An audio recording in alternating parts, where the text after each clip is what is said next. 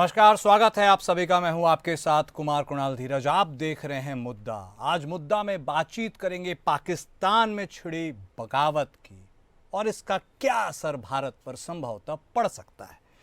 General Asim Munir के field marshal बनते ही पाकिस्तान की बर्बादी के दिन भी शुरू हो गए। सिंध से लेकर बलूचिस्तान तक इस वक्त पूरा पाकिस्तान धधक रहा है। शहबाज शरीफ और जनरल मुनीर की नीतियों से पूरा पाकिस्तान अब गृह युद्ध की आग में जल रहा है। बहरहाल बलूचिस्तान की आग अभी बुझी नहीं थी कि अब सिंध भी जल उठा है। बलूच विद्रोहियों की आज़ादी की जंग के बाद अब सिंध ने भी बगावत का झंडा थाम लिया है। इस विद्रोह की शुरुआत मामूली विरोध से शुरू हुई थी। 18 मई को वहां जय सिंध फ्रीडम मूवमेंट नाम के संगठन ने प्रदर्शन शुरू किया। ये प्रदर्शन सिंध को अलग देश घोषित करने की मांग पर किया गया। उसके बाद वहां नहर प्रोजेक्ट और कॉरपोरेट खेती के विरोध में प्रदर्शन शुरू हो गया। शहबाज सरकार के एक फैसले के विरोध में सिंध प्रांत में ऐसा हिंसक प्रदर्शन शुरू हुआ कि वहां के गृह मंत्री तक का घर जला डाला गया। दुकानों में लूटपाट की गई और गुस्साए लोगों ने पुलिस वालों को भी जमकर पीटा। हालात गृह युद्ध से भी ज्यादा खराब हैं। दूसरी तरफ बलूचिस्तान में आर्मी स्कूल की एक बस को बम धमाके से उड़ा दिया गया। इस हमले में 5 बच्चों की मौत हो गई, जबकि 40 से ज्यादा घायल बताए जा रहे हैं। पाकिस्तानी आर्मी ने इस हमले के पीछे बलोच विद्रोहियों का हाथ होने की आशंका जताई है। वहीं विद्रोही जो लंबे वक्त से बलूचिस्तान की आज़ादी की मांग कर रहे हैं, ये अपने आप में एक बड़ा फैक्टर है। दरअसल पाकिस्तान इस समय अपने सबसे मुश्किल दौर से गुजर रहा है। अर्थव्यवस्था तो पूरी तरह से चरमराई हुई है। पाकिस्तान दाने दाने के लिए मोहताज है। पाकिस्तान कटोरा लेकर दुनिया के सामने मदद की भीख मांग रहा है। पाक सरकार और सेना की नीतियों से तबाह जनता ने अब बगावत का झंडा बुलंद कर लिया है। एक तरफ भारत के ऑपरेशन सिंदूर के बाद पूरी दुनिया के सामने उसकी पोल खुल चुकी है, तो वहीं दूसरी ओर बलूचिस्तान, सिंध और गिलगिट बाल्टिस्तान जैसे देश के कई हिस्सों में विद्रोह की आवाज भी तेज हो गई है। अब यह देखना है कि आतंकी सरपरस्त पाकिस्तान खुद को टूटने से कब तक बचा पाता है और पाकिस्तान में बगावत का भारत पर क्या असर पड़ता है। तो अपने आप बड़ी त्रासदियों से गुजरता हुआ पाकिस्तान अब राह देख रहा है उसकी बर्बादी का। बर्बादी तो खैर हो ही रही है, लेकिन बर्बादी की इंतहा क्या होगी यह देखना दिलचस्प होगा, क्योंकि कंगाल पाकिस्तान के बर्बादी के दिन अब और शुरू हो गए हैं। गति तेज हो चुकी है। कारण है कि बलूचिस्तान से विद्रोह की आवाज़ तो गूंजती ही थी, अब सिंध प्रांत भी उस लिस्ट में शामिल हो गया है। और ऐसे में पाकिस्तान इस दोहरी मार से क्या निपट पाएगा, उबर पाएगा, यह भी अपने आप में बड़ा सवाल है। लेकिन इन सभी घटनाक्रमों के बीच में general Asim Munir field marshal भी बना दिए गए हैं, और यह क्या पाकिस्तान की बर्बादी के लिए और एक कैटलिस्ट के तौर पर उभर कर आएगा या नहीं, यह जानने और समझने की हम कोशिश ज़रूर करेंगे। हमारे साथ हमारे दोनों खास मेहमान जुड़ चुके हैं। हमारे साथ विदेश मामलों के जानकार के रूप में संजीव श्रीवास्तव साहब जुड़ चुके हैं बतौर रक्षा विशेषज्ञ। हमारे साथ कर्नल दिनेश शर्मा साहब भी जुड़ चुके हैं। सबसे पहले फील्ड मार्शल के बारे में बातचीत करनी है, सेना के वर्जन के बारे में बातचीत करनी है। तो शुरुआत शर्मा साहब आपके साथ करते हैं। जनरल मुनीर अब फील्ड मार्शल बना दिए गए हैं। सबसे पहले तो ये बता दीजिएगा कि ये उनके लिए प्रमोशन है या फिर आगे की रास्ते या घटनाक्रम में उनके लिए चिंता का एक विषय है। पाकिस्तान के इतिहास में हर कोई जानता समझता है इन चीज़ों को। ऐसे में आप इसे कैसे देख रहे हैं, और उसके बाद ये जो पूरा एपिसोड है घटनाक्रम जिसमें बलूचिस्तान के बाद अब सिंध भी शामिल हो गया है, इसके बारे में भी ओपनिंग कमेंट आपसे शर्मा साहब। कुणाल जी, मैंने ठीक से सुना नहीं, आप फील्ड मार्शल कह रहे हैं या फील्ड मार्शल कह रहे हैं? खैर छोड़िए जी। देखिए साहब, एक फील्ड मार्शल जो होता है किसी भी आर्मी के अंदर सबसे बड़ा रैंक होता है। आप हमारे देश में देख लीजिए, हमारे यहाँ आज तक सिर्फ 2 आर्मी ऑफिसर्स को ये रैंक जो सेरेमोनियल रैंक है ये प्रदान किया गया, उनकी सफल मिलिट्री लीडरशिप के लिए, उनकी स्ट्रेटजी बनाने के लिए, और किस प्रकार से जो है उन्होंने अपने जीवन काल के अंदर आर्मी का नाम रोशन किया। पहले थे हमारे फील्ड मार्शल लेट करियप्पा साहब, और उसके बाद 1973 के अंदर late field marshal Manekshaw साहब को ये वाला ओहदा दिया गया था, क्योंकि उन्होंने अपनी मिलिट्री लीडरशिप को दुनिया के सामने रखा था। अब चलते हैं पाकिस्तान की तरफ। देखिए, पाकिस्तान के अंदर जो है फील्ड मार्शल का रैंक जो है ये आसिम मुनीर को दे दिया गया, लेकिन अगर आप इसकी हिस्ट्री देखें तो ये नाकामियों से भरा हुआ है। तो इसकी किसी सफलता की बजाय जो है इसकी कमजोरी और नाकामियों के लिए चलिए बात कर लेते हैं। जिस समय 2019 के अंदर पुलवामा हुआ तो उस समय ये DGISI था, और उसका क्या रिपरकेशन हुआ, भारत की तरफ से बालाकोट एयर स्ट्राइक। उसके बाद जो है ये दोबारा जब इसको चीफ बनाया गया था तो उस दौरान देखिए Gilgit, Pakistan occupied Kashmir, Balochistan, KPK area, और अब जो है सिंध प्रांत के अंदर जो है विद्रोह की भावना आ रही है। दूसरी बात ये है कि ये जो असीम मुनीर है, जैसा कि मीडिया की रिपोर्टों में पड़ा है, ये पाकिस्तान की जो काकुल मिलिट्री एकेडमी है, ये वहां से पास आउट नहीं हुआ, बल्कि ये एक छोटा सा कोर्स है जो मांगला के अंदर चलता है, जो अफसर ट्रेनिंग एकेडमी है, ये वहां से निकला हुआ। तो ये फुल फ्लैश जो है, जैसे कि हमारे यहाँ नेशनल डिफेंस एकेडमी में जाते हैं या इंडियन मिलिट्री एकेडमी में जाते हैं, तो ये उस प्रकार से चुना हुआ जहाँ एग्जाम क्लियर करके आया नहीं हुआ। ये जिया उल हक के समय, क्योंकि ये मदरसे का पढ़ा हुआ है, तो इसलिए जो है इसको लीवरेज दी गई है। अब देखिए साहब, ये मिलिट्री का सेना का चीफ भी रहेगा, और इसके साथ साथ जो है ये फील्ड मार्शल का भी इसको ओहदा दे दिया गया है। लेकिन इसके अगर आप पाकिस्तान की हिस्ट्री के अंदर जाएं तो जिस भी पॉलिटिकल लीडर ने किसी को आउट ऑफ प्रमोशन दिया है, उसका जहां तो फांसी पे उसको लटका दिया गया है, और जहां फिर उसको देश निकाला है। पहला एग्जांपल देते हैं जी, जो इनके पहले प्राइम मिनिस्टर थे लियाकत अली खान, उन्होंने अयूब खान को कमांडर इन चीफ बनाया था कईयों को बाईपास करने के बाद। एक साल के अंदर उनकी रावलपिंडी में एक पॉलिटिकल सभा के अंदर उनकी हत्या हो जाती है। उसके बाद पता ही नहीं चलता मकसद क्या था। आगे बढ़ते हैं, जिया उल हक को आउट ऑफ प्रमोशन दिया जुल्फिकार अली भुट्टो ने, उसका क्या हुआ। परवेज मुशर्रफ ने नवाज शरीफ के साथ क्या किया, उसका क्या हुआ। और अब आप देख लीजिए ये मुनीर क्या करेगा शरीफ के साथ। तो आने वाले दिनों के अंदर, और तीसरा पॉइंट जो मैं कहना चाहता हूं, देखिए साहब, किसी भी सेना के अंदर जो ऑफिसर्स होते हैं, चाहे वो जनरल हैं, मेजर जनरल हैं, उनका जब वो मेहनत करते हैं तो अल्टीमेटली उनका एम होता है कि हाईएस्ट पोस्ट के ऊपर पहुंचना। इस प्रकार से मुनीर ने एक्सटेंशंस ली हैं, तो उस प्रकार से जो उसके जूनियर ऑफिसर हैं उनके लिए सारे दरवाजे बंद हो गए हैं, जो कि एक प्रकार की विद्रोह की भावना जो है लोअर मिलिट्री लीडरशिप के अंदर होगी।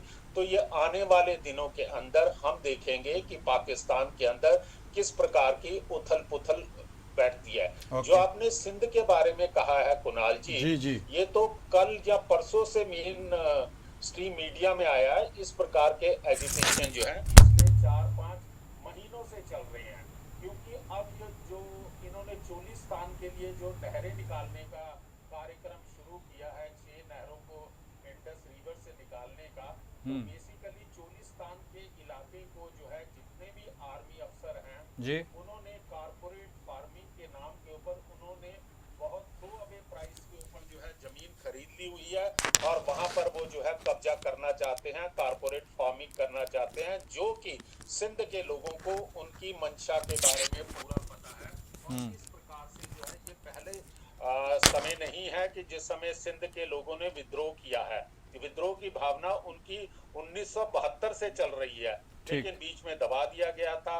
पर आने वाले दिनों में देखा जाएगा कि आगे किस प्रकार के पाकिस्तान जो है हर एक प्रांत से किस प्रकार के चैलेंजेस उसके सामने आने वाले हैं। ओके, बिल्कुल आपने सेना के पहलुओं को, उसके साथ ही ये पूरे चोलिस्तान प्रोजेक्ट के बारे में आपने अपने इंसाइटफुल थॉट रखी। रुक करते हैं श्रीवास्तव साहब आपका। सर, बेहद इंटरेस्टिंग है ये जो कॉम्बिनेशन चला आ रहा है। एक तरफ ये क्या समझा जाए लोगों को, ये कहा जाता है कि पाकिस्तान में आर्मी चीफ सबसे ज़्यादा ताकतवर है, लेकिन शहबाज शरीफ साहब अब out of turn field marshal बनाते हैं। ये भी बता दीजिएगा उनके लिए प्रमोशन है, डिमोशन है या असमंजस की स्थिति है, कुछ समझ में नहीं आ रहा है इतिहास को देखते हुए। और ख़ासकर चोलिस्तान प्रोजेक्ट के बारे में आप अपनी राय ज़रूर दीजिएगा, क्योंकि बलूचिस्तान के क्या हालात हैं, गिलगिट बाल्टिस्तान के क्या हालात हैं, और अब सिंध प्रांत में ये उथल पुथल की स्थिति किस ओर इशारा कर रहा है? क्या कोई गृह युद्ध की तरफ? श्रीवास्तव साहब। देखिए कुणाल जी, जैसा कि सलमान साहब ने कहा और उन्होंने बिल्कुल सही सुना कि ये एक फील्ड मार्शल ही है और ये फील्ड मार्शल की उपाधि वो तो उन्होंने धारण कर लिया है, लेकिन उनकी जो विफलताएं हैं उसके ऊपर पर्दा डालने के लिए उन्होंने ये उपाधि धारण की है। और पाकिस्तान के बारे में हम जानते हैं कि पाकिस्तान एक ऐसा राष्ट्र है कि जिसकी सेना के हाथ में ये मुल्क है, ये मुल्क सेना के कब्जे में है। विश्व के राष्ट्रों के पास सेनाएं होती हैं, लेकिन पाकिस्तान की सेना के पास एक देश है और वो देश सेना के कब्जे में है। और सेना के जो जनरल्स होते हैं वो कभी जब चाहे वो फील्ड मार्शल की उपाधि धारण कर लें, उनके अपने मंसूबों पर निर्भर करता है, अपनी इच्छा पर निर्भर करता है। और यदि वो चाहे तो राष्ट्रपति भी बन सकते हैं। अभी तो वो फील्ड मार्शल ही बने हैं, लेकिन इस बात की संभावना से इनकार नहीं कर सकते कि वहां पर फिर से तख्ता पलट हो सकता है और वहां पर सेना टेक ओवर कर सकती है और जमहूरियत के जो इदारे हैं उनको बिल्कुल साइडलाइन कर सकती है। तो कुणाल जी, पाकिस्तान की जो जमहूरियत की कड़वी सच्चाई है वो दिखावे की जमहूरियत, दिखावे का लोकतंत्र। सेना ही वहां पर शुरुआत से ही शासन करती रही है। सेना कभी पर्दे के सामने से शासन करती है, कभी पर्दे के पीछे से शासन करती है। लगभग आधा समय शासन किया और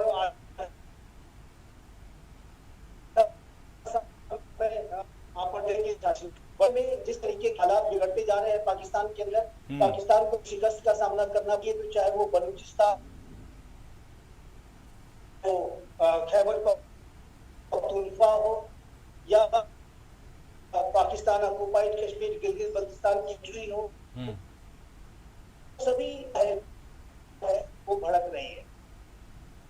और पाकिस्तान को के अंदर अलगाववादी जो मांगे हैं वो तेज होती जा रही है और उसका भी जिम्मेदार वहां की सेना ही है। वहां की सेना में जो पंजाबी सुन्नी डोमिनेशन है उसकी वजह से वो जितने भी अन्य, चाहे वो पश्तून हो, चाहे वो सिंधी हो, चाहे हो, जो पाकिस्तान ऑक्युपाइड बल्तिस्तान में ट्रांसफॉर्मेशन करने की भी साजिशें वहां पे सुन्नी।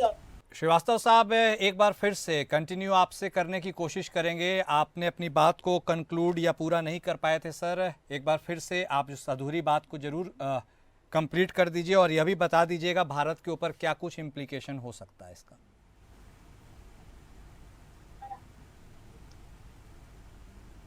सुन पा रहे हैं आप श्रीवास्तव साहब?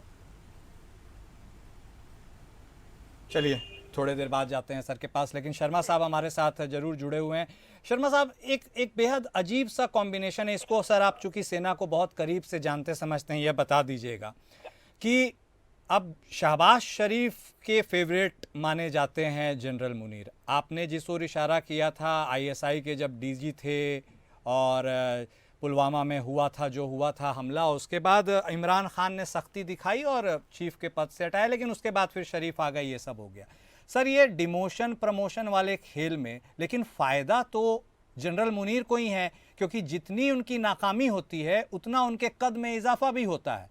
तो अब इस बालूचिस्तान सिंध प्रांत में जितना ज़्यादा कॉन्फ्लिक्ट होगा, इससे फ़ायदा उन्हें होगा। तो फिर होगा क्या? देखिए, भारत के साथ युद्ध हुआ, वो हार गए, मतलब अभी लेटेस्ट वाले एपिसोड पे उनको प्रमोशन मिल गया, उन फैक्टर्स को देखते हुए। कुणाल जी, ऐसा होता है जैसे कि कल रात को जो है हाँ सॉरी, दिल्ली और नोएडा के अंदर जो है बहुत ज्यादा तूफान, आंधी तूफान आ रहे थे। जी। तो उस समय जो है कि किसी को कुछ पता नहीं चल रहा था कि क्या हो रहा, लेकिन जिस समय आंधी तूफान थम गए और उसके बाद जो है एमसी की संस्थाओं ने जो है नुकसान का जायजा लेना शुरू किया था, उसी प्रकार से देखिए साहब, अभी 12 दिन हुए हैं और 12 दिन के अंदर ही आप सोशल मीडिया के ऊपर और बाकी जगह से आपको पता चल जाता है कि किस प्रकार की जो आवाजें जो हैं पाकिस्तान की जनता के बीच में से उठ के आ रही हैं, और तकरीबन काफी हद तक लोगों को ये पता चल चुका है कि पाकिस्तान की आर्मी जो है इस 4 दिन के छोटे से युद्ध के अंदर बुरी तरह से परास्त हुई है। आप कितना भी ढिंडोरा पीट लें कि हमने भारत को ये कर दिया वो कर दिया, लेकिन जो 9 प्रांतों के अंदर जो है आपके टेररिस्ट कैंप जो बर्बाद किए गए, 11 एयर बेसिस बर्बाद किए गए हैं। अब आप मुझे बताइए कि वहां क्या पब्लिक रहती नहीं है, सिविलियंस क्या वहां रहते नहीं है? वो अपनी आंखों से देख रहे हैं या नहीं देख रहे हैं? चलो छोड़िए इस बात को, अब बात आ जाती है इसको जो प्रमोशन देना या क्या करना। देखिए मतलब इससे उनको और ज्यादा ताकत मिलेगी, कमजोर होंगे, होगा क्या? ऐसा है कि अपने आप को स्ट्रॉन्ग दिखाने के लिए ये भी एक अलग से प्रकार का नैरेटिव जो है शहबाज शरीफ ने चलाया है। और कुछ खबरें आ रही थी कि पूरे पाकिस्तान के अंदर आसिफ मुनीर के बड़े बड़े पोस्टर लगा दिए गए थे कि एक प्रकार से मिस इन्फॉर्मेशन देने के लिए पब्लिक को। अब आ जाता है शहबाज शरीफ का। अगर आप शहबाज शरीफ का जो उसके एक्स हैंडल के ऊपर जिस प्रकार से वो तारीफ कर रहा है, तो उसका जो पूरा वाकया जो मैंने पढ़ा था, तो वो तो इस प्रकार से मुझे लग रहा था कि जैसे कोई अपने बॉस की तारीफ करता है, ना कि प्रधानमंत्री इस प्रकार से एक सेना अध्यक्ष की तारीफ जो है किसी भी डेमोक्रेटिक कंट्री के अंदर वो नहीं करेगा, क्योंकि पॉलिटिकल सिस्टम जो होता है in any which way they are supreme. लेकिन अभी क्या है कि शहबाज शरीफ का जो खुद का जो है वो अपनी गद्दी बचाना चाहता है। उसे मालूम है कि उसके अगेंस्ट जो है पब्लिक काफी नाराज है इन चारों प्रांतों के अंदर। अगर उसे कंटिन्यू करना है एज ए प्राइम मिनिस्टर, तो उसको जो है सेना को अपने साथ रखना होगा। सेना को अपने साथ आप कैसे रख सकते हैं? आप बाकी कोर कमांडर, जो बाकी 9 कोर कमांडर हैं, आपको उनकी परवाह नहीं करनी है। सेना अध्यक्ष को आप खुश कीजिए और उसको आप जो है फील्ड मार्शल का ओहदा बता दीजिए और दुनिया के सामने ये जाहिर कर दीजिए कि इनकी लीडरशिप के दौरान जो है हमने भारत को बुरी तरह से पछाड़ दिया। ये उनका बेसिक एक एम है। दूसरा जो है, जो पाकिस्तान की जनता है, उन्हें भी पता है कि पाकिस्तान के अंदर क्या हो रहा। तो इस इवेंट से थोड़ी देर के लिए या कुछ दिनों के लिए जो है पब्लिक का जो है ध्यान को डाइवर्ट करना है। जो आपकी नाकामयाबियां हैं या अलग अलग प्रांतों के अंदर लोगों के विद्रोह की आवाज उठ रही हैं, तो इस घटना से, इस प्रमोशन से एक प्रकार से जो है लोगों का ध्यान बढ़ जाता है और गलत नैरेटिव पब्लिक को बता के, पाकिस्तान की पब्लिक को बता के, तो कुछ दिनों के लिए आप उनके विद्रोह के ऊपर से, आप वहां पर जितनी सिंसियरिटी ये विद्रोह करने वाले लोगों में है, उनका ध्यान आप डाइवर्ट कर देते हैं। और इसके साथ साथ जो है, जैसा मैंने पहले सेगमेंट में बताया कि ये it is not a right thing what Pakistan has done it, because पूरी पाकिस्तान मिलिट्री पाकिस्तान आर्मी के अंदर लोअर रैंक के अंदर, देखिए साहब ऐसा है, एक सैनिक होने के नाते मैं आपको बताना चाहता हूं कि जो सेना का एक जवान होता, उसकी आर्मी कहां पे किस फ्रंट के अंदर लड़ाई कर रही है और वहां उन्हें किस प्रकार की सफलता जब विफलता मिली है, ये सबको पता चल जाता। पूरे सेक्टर के अंदर सबको पता होता क्या हुआ क्या नहीं हुआ। पाकिस्तान का जो मिडिल लेवल और लोअर रैंक ऑफिसर्स हैं, उनको पूरी सिचुएशन के बारे में पता है। पूरी पाकिस्तान एयरफोर्स को कि क्या हुआ है, उनको पूरी सिचुएशन के बारे में पता है। और इन सर्कमस्टांसेस के अंदर जो है आप किसी प्रकार से भी जो है ओरिजिनल पिक्चर को आप नहीं छुपा सकते हैं। जैसा मैंने पहले कहा, आने वाले दिनों के अंदर आप देखेंगे कि किस प्रकार से वहां पे सिमरिंग फीलिंग जो है इवन आर्म्ड फोर्सेस के, पाकिस्तान आर्म्ड फोर्सेस के अंदर आ जाएगी। और मेरा क्लोजिंग मैं comment बोलिए करने बोलिए के सर, लिए मुझे इजाजत दे बोलिए दीजिएगा। बोलिए सर। देखिए साहब कुणाल जी, आने वाले दिनों में भारत चाहे वर्ल्ड का सुपर पावर बन जाए, चाहे हमारी नंबर 1 इकोनॉमी हो जाए, लेकिन एक चीज के अंदर हम पाकिस्तान से हमेशा पीछे रहेंगे।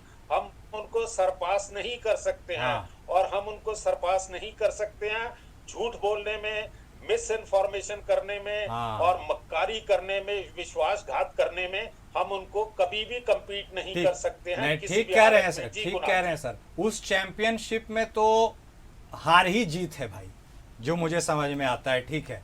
और अब श्रीवास्तव साहब, उम्मीद करते हैं कि आपकी आवाज़ हम तक आ पाए, चीज़ें दुरुस्त हो सर। फिर वही जो नटशेल में, क्रक्स में जो सबसे इम्पोर्टेंट सवाल है सर, मुनीर साहब की तो हमने बात कर ली। वह सवाल यह है कि पाकिस्तान क्या अपने आप को टूटने से अब इस जंक्शन पर बचा पाएगा, और यदि हाँ या ना में आपका जो भी जवाब होगा, और उसके बाद भारत पर इसका क्या असर पड़ेगा सर, जो पाकिस्तान में ताज़ा घटनाक्रम है, हालात है। जी कुणाल जी, क्या मेरी आवाज अभी आ रही है? Yes sir, Clearly? Yes sir, yes sir, you are audible. जी जी जी जी।